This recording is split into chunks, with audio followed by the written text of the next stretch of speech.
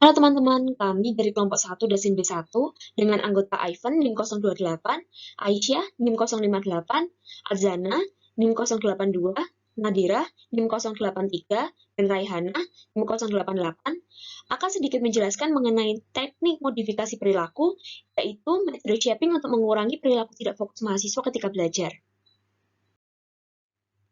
Target perilaku kami adalah perilaku ontek saat belajar. Pertama, kami melakukan analisis ABC dengan anteseden, kurangnya motivasi, rasa malas, kesulitan untuk fokus, dan lebih tertarik melakukan hal lain.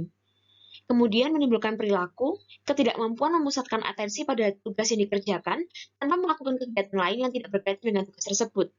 Dari perilaku ini kemudian muncul konsekuensi, tugas yang tertunda, munculnya kecemasan, pengelolaan waktu yang tidak efektif. Di sini kami menggunakan metode shaping. Metode shaping sendiri merupakan teknik pembelajaran berbasis reward untuk mengantarkan individu pada perilaku baru atau sekadar memodifikasi perilaku yang telah muncul sebelumnya.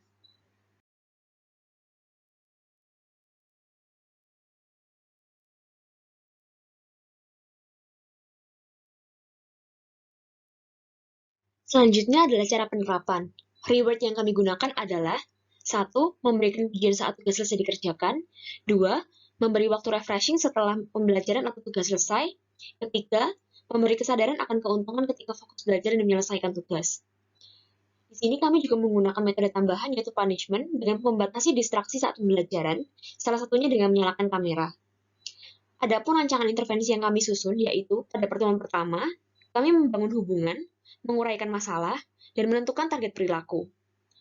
Untuk pertemuan 2, kami menggunakan cara pertama yaitu pemberian pujian saat tugas selesai dikerjakan. Untuk pertemuan ketiga dan keempat, kami menggunakan cara 1 dan 2. Dengan pertemuan keempat, kami lebih menekankan hal tersebut. Kemudian, pada pertemuan kelima adalah cara ketiga, yaitu memberikan kesadaran akan keuntungan ketika fokus belajar dan menyelesaikan tugas, yaitu terhindar dari rasa cemas karena tugas belum terselesaikan. Selanjutnya, akan kami sajikan drama kami mengenai contoh penerapan metode shaping untuk mengurangi perilaku tidak fokus mahasiswa ketika belajar. Selamat menyaksikan.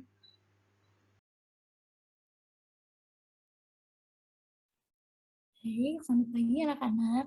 Karena jam sudah menunjukkan pukul 8:10, kita bisa mulai kelasnya. Kamila, salah satu mahasiswa kelas B1, tampak sulit untuk bisa fokus pada pembelajaran secara daring ini. Ia merasa malas terlibat dalam kelas dan lebih tertarik untuk melakukan hal lainnya. Yang seharusnya ia memperhatikan penjelasan dosen, merespon dan bertanya, justru yang ia lakukan hanya bermain handphone. Atensinya pun terdistraksi, sehingga tugas-tugasnya terpenggalai dan tertunda. Sebelum Ibu kasih instruksi tugas, apa ada pertanyaan terkait materi kita hari ini? Oke, sepertinya aman ya. Karena nggak ada, kita lanjutin ke sesi berikutnya. Silakan mempraktikkan proses wawancara seperti yang udah Ibu terangkan. Jadi ini tugas kelompok sesuai kelompok yang udah kita bentuk di awal. Terus pastikan kalian melengkapi worksheet-nya. Saya kasih waktu 20 menit. Selamat mengerjakan. Kamila pun langsung berpindah dari Zoom ke handphonenya untuk chat teman-temannya yang lain. Namun ternyata teman-teman yang lain juga tidak memperhatikan perkataan Budiara. 20 menit berlalu, worksheet-nya masih kosong dan hanya tertulis nama ketiga mahasiswa tersebut. Baik, waktu diskusi sudah selesai. Saya minta salah satu kelompok menjelaskan hasil diskusinya. Ibu mau kelompoknya kami.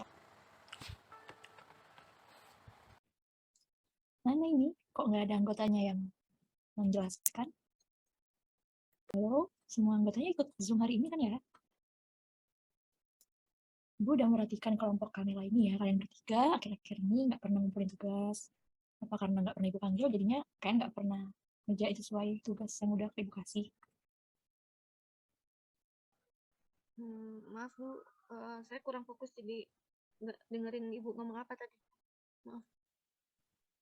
Ya udah, kalau gitu mungkin karena waktu hari ini juga udah selesai. Minggu depan Ibu mau kelompokmu ini kamu yang jelasin. Ya anak, kelas akan saya mulai langsung. Ini kita akan belajar kemampuan komunikasi. Sebelumnya, Ibu mau kasih instruksi buat semua yang hadir di Zoom ini buat on cam. masih ada yang belum on cam ya. Raihana, Kamela, Nada, Isya. Ibu tunggu kalian on cam semua dulu baru kita mulai.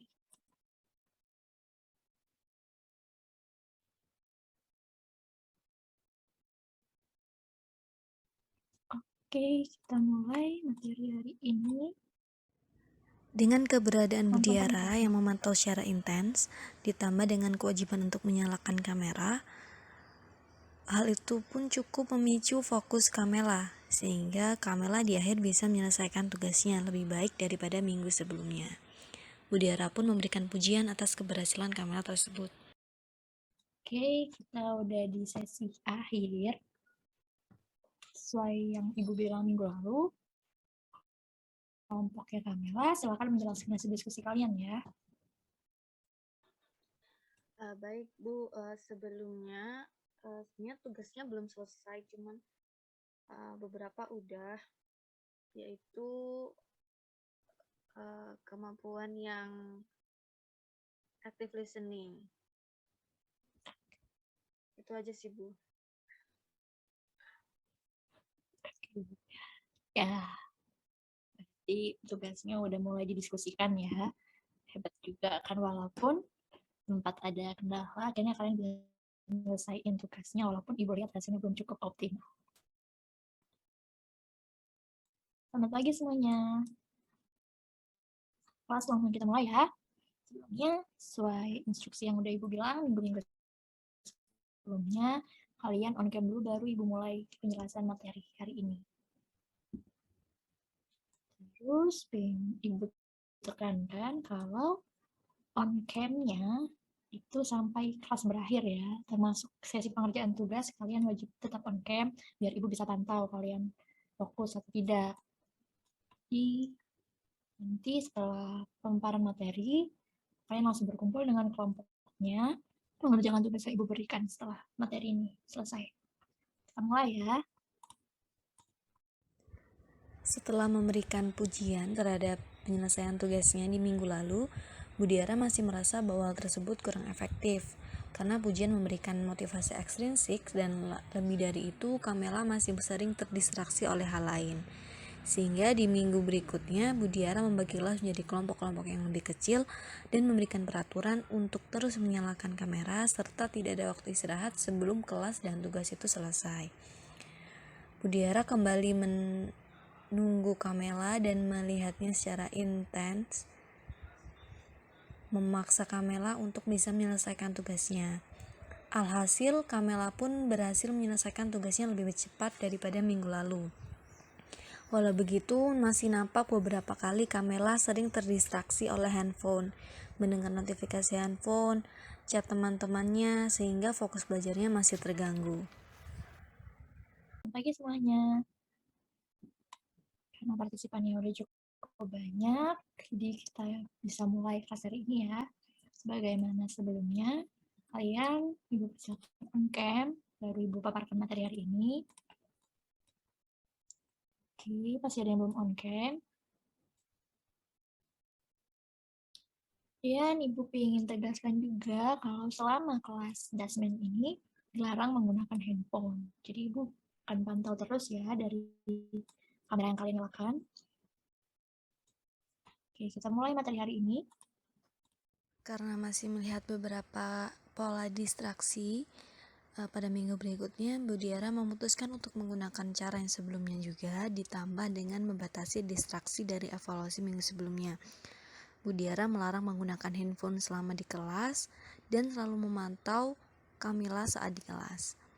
Lebih lanjut lagi, Budiara juga mengingatkan menegur secara langsung saat Kamila terlihat mengantuk dan terlihat tersenyum di kamera tanpa alasan yang jelas. Ini yang nunduk-nunduk bisa duduk lebih tegak ya. Oke.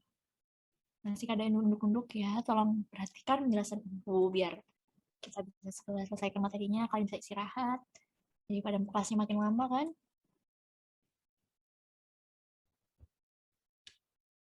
Mela, apa materi Ibu ada yang lucu ya kok kamu bisa senyum-senyum gitu?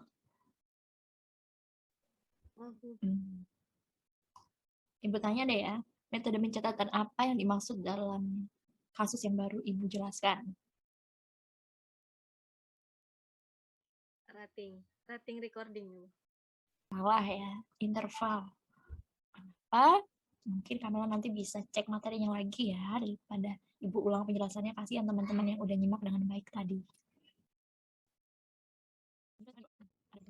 Selain memberikan beberapa larangan dalam kelas, Bu Diara juga kerap untuk memanggil nama Kamela, menanyakan terkait pertanyaan-pertanyaan tertentu. Oke, sebelum tugas hari ini Ibu berikan, kita simak dulu ya hasil diskusi tugas minggu lalu. Silakan Kamila. Terbukti metode tersebut cocok untuk Kamela, atensinya pun menjadi lebih terfokuskan. Ia jarang terdistraksi bermain handphone, selalu mendengarkan perkataan Bu Diara, sehingga tugas-tugasnya pun terselesaikan dengan baik dan tepat waktu. Oke, cukup bagus ya hasil diskusi kalian, sesuai dengan yang Ibu harapkan.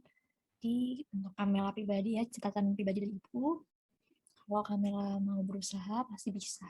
Jadi untuk semuanya juga, pastikan kalian mengikuti kelas dengan baik.